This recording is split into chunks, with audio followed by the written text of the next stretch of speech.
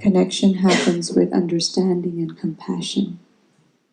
So let's check in. Do I have that for myself? Do I have understanding and compassion when I do something that is, my ego tells me is not enough? Right? A lot of us will come across that during the holiday season as we try to perceive ourselves from other people's eyes, or their minds, or their perspectives. Can you immediately connect into your breath in that moment and ask, do I have understanding for why I said this? Do I have understanding for why I am doing this? Or why I am not doing that?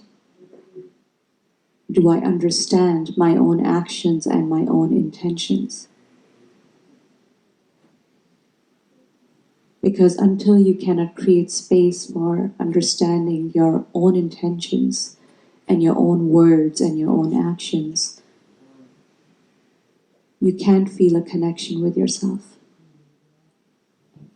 And if you cannot feel a connection with yourself, any connections that you're trying to make outside of yourself will be fake.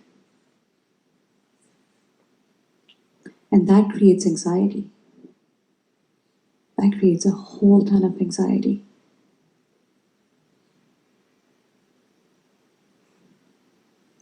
The word connection is very delicate. Connection is very delicate. I feel sometimes it's like more delicate than a silken thread.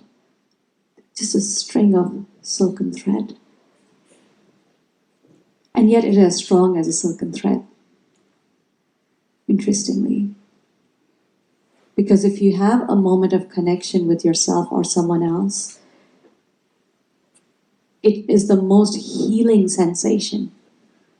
It can heal you to your deep core. It can heal deep traumas. Does that make sense?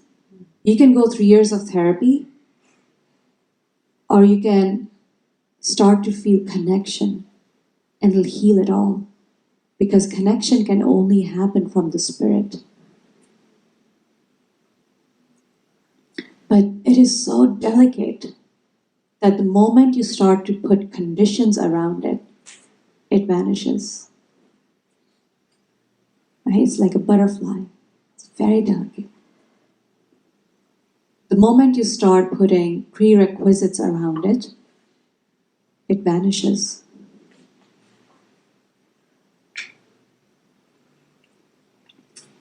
I was working with someone last weekend, and they were talking about how they can't seem to have, I want a connection with that one person, and they don't seem to have the time for me, or they're always doing other things when I want to talk to them, or I'm sharing my life with them, and they're not doing this and they're not doing that. And so she wrote a whole email to the other person as to how she would like to connect. And right there it evaporated. Because there were so many conditions on how she would like to connect. Don't we do that all the time? I would like to connect with you, but under these conditions. Now it's conditional. The moment it's conditional, it's not real. Right? We're all looking for this thing called unconditional love. But ironically, it doesn't exist in the adult world. But unconditional connections, moments of unconditional connections can definitely exist. But they can only happen from you. You cannot demand them from someone else. The moment you demand them, if the other person is in a defense mode, therefore connection can't happen. Yes or no? Do you feel it? Unconditional love only exists between God and you and God, if you're able to perceive that. It's always there, but you don't feel it. or between a newborn child and a parent. But as a child starts to grow, conditions start to arrive. Right? But if you're looking for unconditional love from the other person, you just put a condition on it. Odd. I want you to love me unconditionally. That's a condition.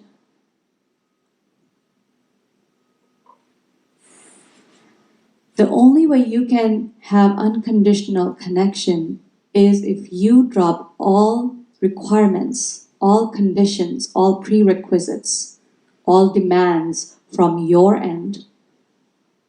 From your end. I'll say it again. From your end. And just connect, just share.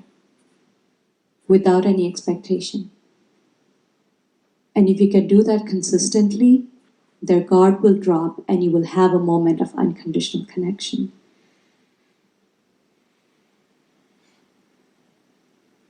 And that would be enough. Just that moment would be enough.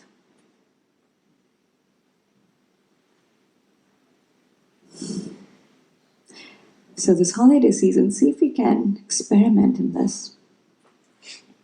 Just dropping constantly. And the dropping can happen through your exhale. You always have your exhale. If there's an expectation, if there's an anxiety, exhale it out. And inhale yourself. Find that connection with yourself.